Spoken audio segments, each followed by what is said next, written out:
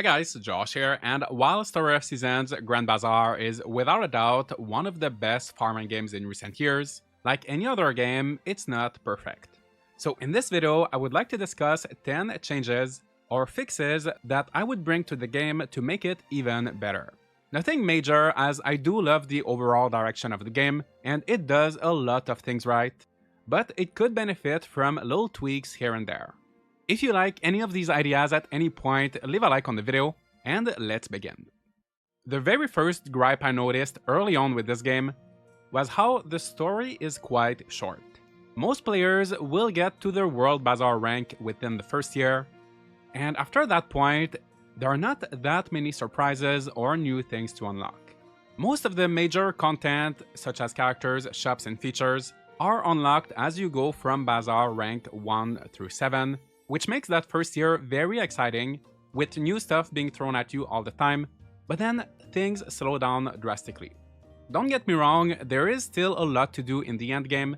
I'm halfway through year 3 at 150 hours, and I still have a few items missing in my encyclopedia. I'm working on crafting all of the ultimate tools, all of the cooking recipes, ranking up the post-game bazaar. I am still enjoying myself, but I know that most of the major achievements are already behind me.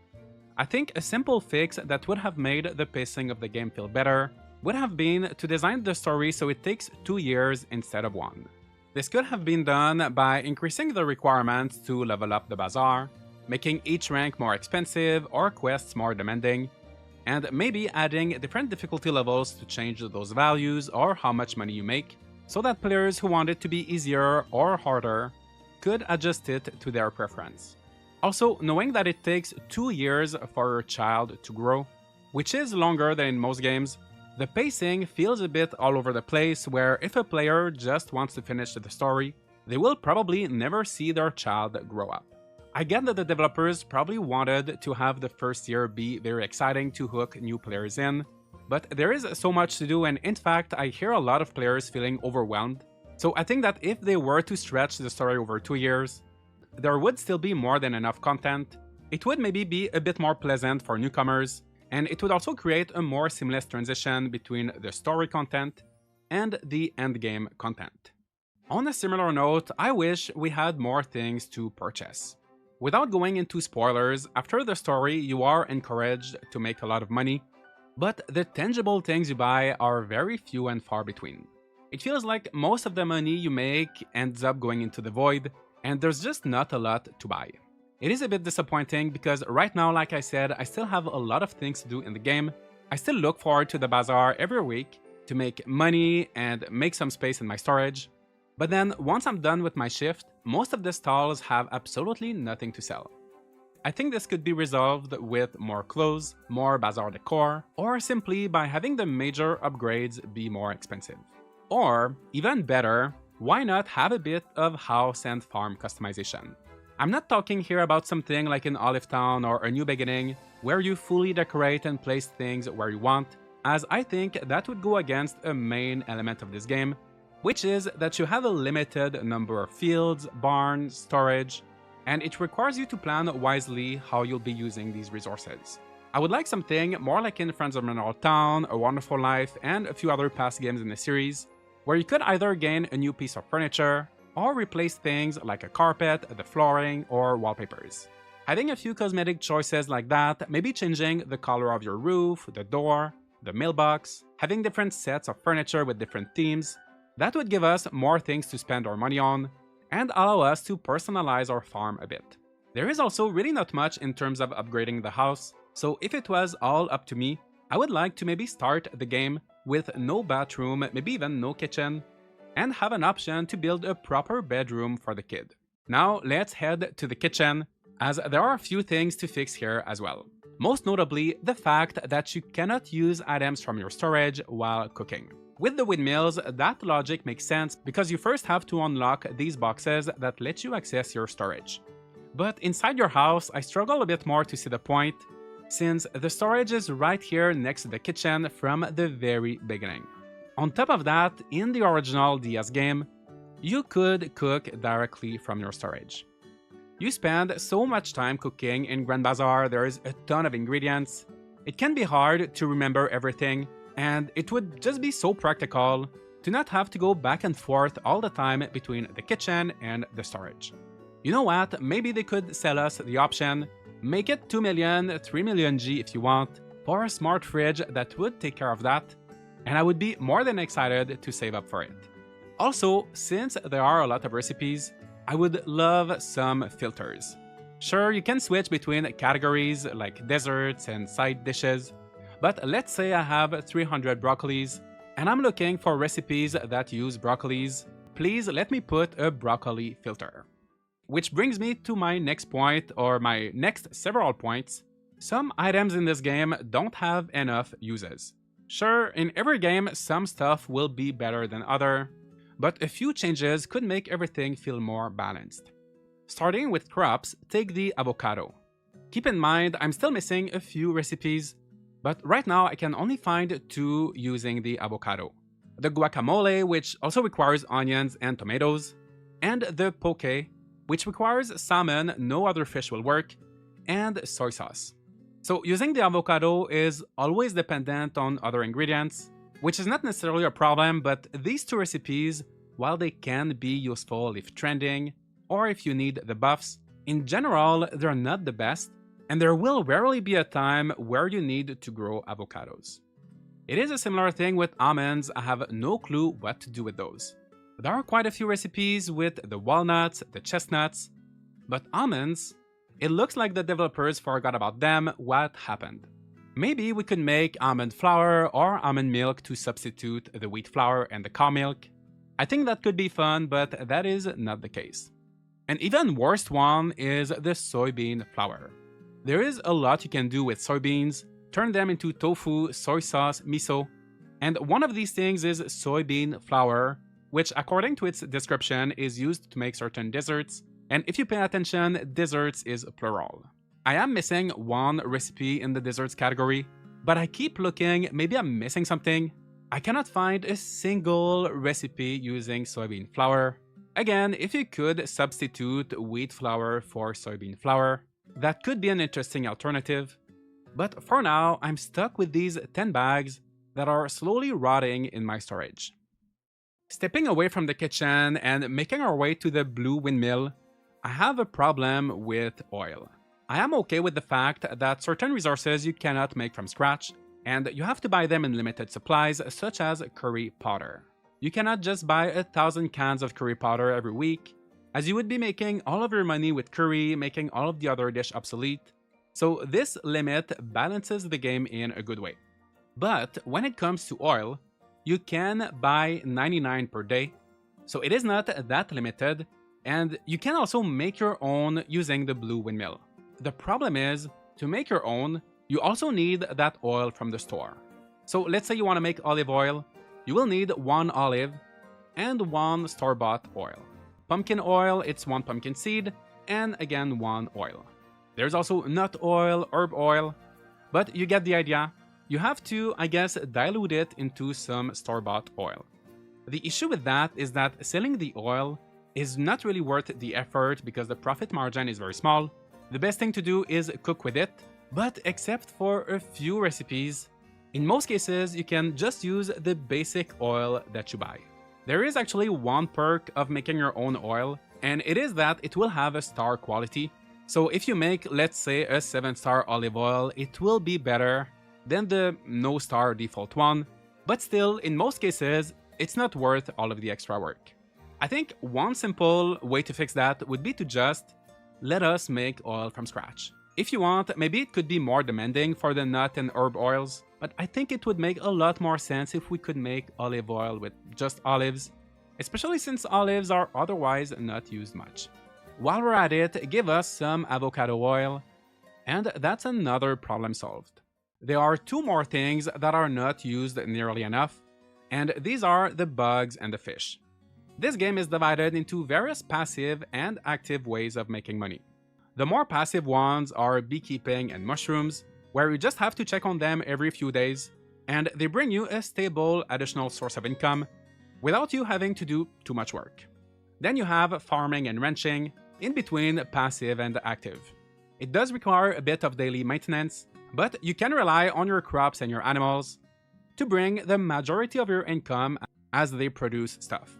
Lastly, there is the more active stuff like foraging, fishing, and bug catching.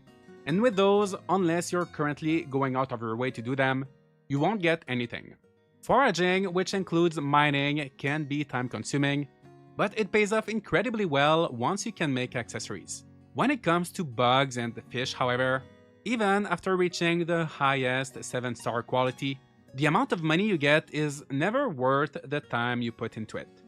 Sure, it's good for the encyclopedia, for a few requests, but you can't really build your income with those, and it makes things like the bug and the fish series in the Bazaar decor practically useless. It almost feels like they ran out of time to fully implement these features. So here's a few ideas. With bugs, since Arata doesn't have much stuff to sell, he could maybe sell us a compost bin where we could mix the bugs with fertilizer, and they would improve that fertilizer in some way.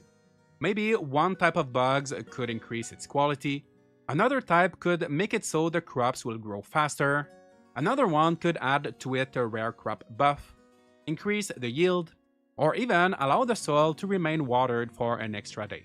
It would take a few days to process in the compost bin. Maybe we could speed it up using more bugs. Then you would pick up your special fertilizer, and I think this would add an extra layer to the farming, all while making the bugs useful. For the fish, I think we could have a pond or a fish tank, again giving us something to buy from Arata, and we could breed the fish there. Maybe add 2 fish of the same types, and every few days you will get a new extra fish. This would make the fish-based recipes a lot more realistic to make in good quantities for the bazaar. It would also maybe become worth it to just sell fish whenever fish is trending. And of course, they would have to be careful because you don't want to completely remove the need for fishing. So there should be some constraints, such as a limit on the number of fish in the tank, or having to replace the fish once in a while. I'm aware that these 2 ideas would require a lot more work than most other things mentioned in this video, but I think it would make these 2 activities a lot more meaningful. Next, we need to talk about the animals. In general, I like how the mechanics work, but there is a problem with the wool animals. So if we look at the other types of animals, for chickens, there are 2. So you have regular chickens and silky chickens, and they give you 2 different types of eggs. For cows, you have the regular cows, black cows, and brown cows. And while they all look different and have their own variants, they all count under the same species and give you the same type of milk. You also have the buffalo, which this one does give you a different type of milk, but at the end of the day, you only have to worry about having 2 types of milk. But then we get to the wool, and here we have sheep, Suffolk sheep, alpaca, and brown alpaca. That is 4 animals, each with their very own type of wool, and they can never be used interchangeably, whereas in most cases, the milk and eggs can. Not only that, but there is simply not enough use for wool. It is needed to buy clothes, and that is a great idea, but once you have all the clothes that you want, yarn is not even that valuable compared to dishes you could cook by having more cows. I like the idea that the barns are limited, and that you can only have 10 chickens and 10 large animals, so you have to choose wisely. And it's kind of like the curry powder, where there is a limit as to how many products you can get every week. But the limit of 10 chickens is split up into 2 species, regular and silky, while the 10 large animals are split up into 6, so cows, buffaloes, and the 4 woolly animals.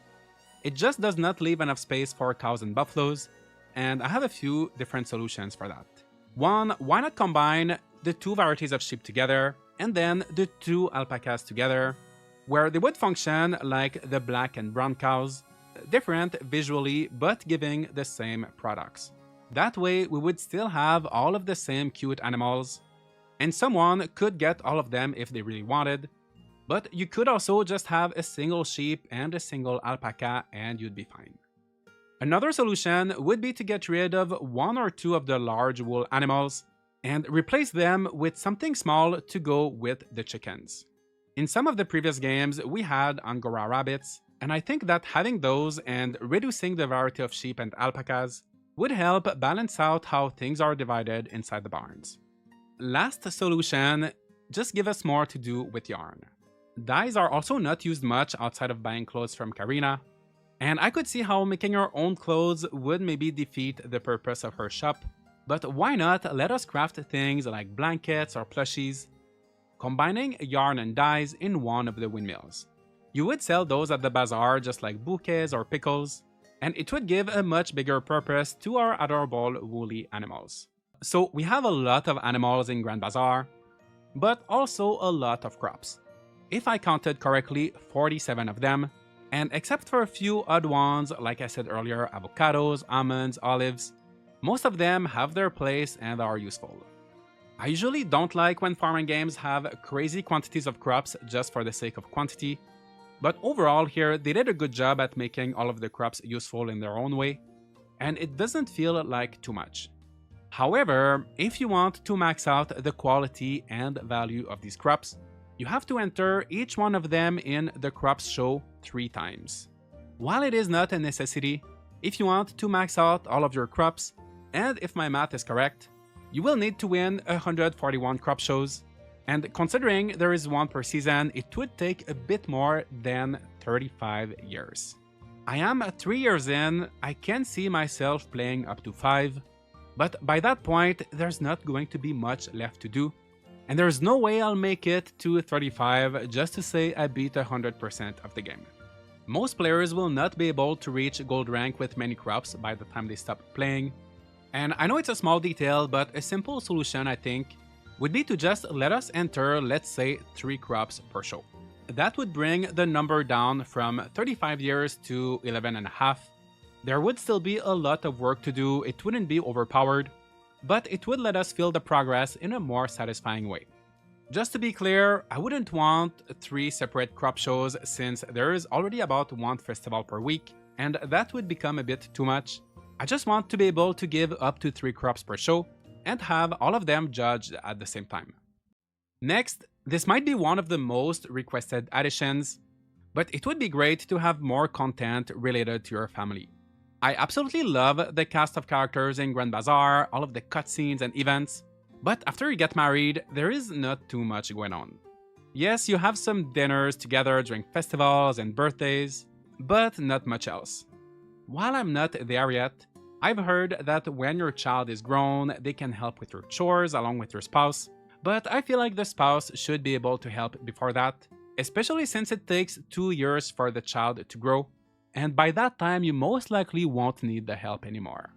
Each spouse could maybe have one ability or special thing, like maybe Sophie would like to water the crops, Arata would give you some fish, and maybe all of them could make breakfast for you, instead of selfishly eating by themselves, while you're the one doing all of the hard work. Even back in Harvest Moon 64, your spouse was more helpful, and I would love to have some more functional rewards for getting married, not just a few cutscenes. Similarly, like a lot of you, I would love to see the return of rival marriages. We got a bit close to it here as there are romantic events that occur between other characters, and they do take a very long time to happen, but you will never see them moving in together or having their own children, which again is something that we had back in Harvest Moon 64. I often hear 2 arguments against rival marriages, but I think they don't really hold up. The first one is that it is stressful because someone might pick your love interest before you do.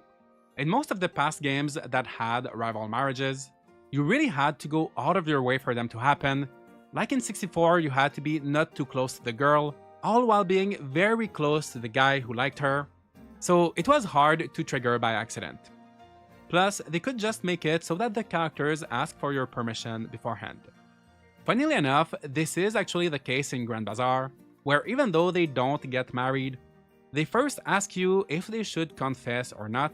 It keeps the player in control, and I think they could do that if they ever wanted to bring back full rival marriages. The second argument I often hear against rival marriages is, I don't want there to be one person left alone if I marry their love interest, and that would make me feel bad. To that, I say, well, if there is no rival marriage, everybody else is left alone. I would rather see a lot of people getting married and one person remaining single, which there is nothing wrong with in the first place, than being the only person building a family while everybody else is single, and my child has no new friends to play with. Other characters getting married and doing their own thing makes the town feel more alive. It keeps things interesting over multiple years, and obviously it is a big commitment in terms of game development, as it requires a lot of new dialogue, villagers have changes to their schedules, change where people sit or stand around at festivals, make room for their kids, dialogue for their kids. It is a lot, but I think it would be worth it. In the end, I don't truly expect any of these changes to actually make it into the game or anything like that. But who knows, they gave us one content update already, and I just wanted to share these ideas because I love Grand Bazaar and I could talk about it all day. Now, let me know what you think. Do you agree or disagree with my changes? And what would you do if you were a developer working at Marvelous and you could bring a few things into the next update? Tell me in the comments, leave a like and subscribe for more content like this, and I'll see you all in the next video.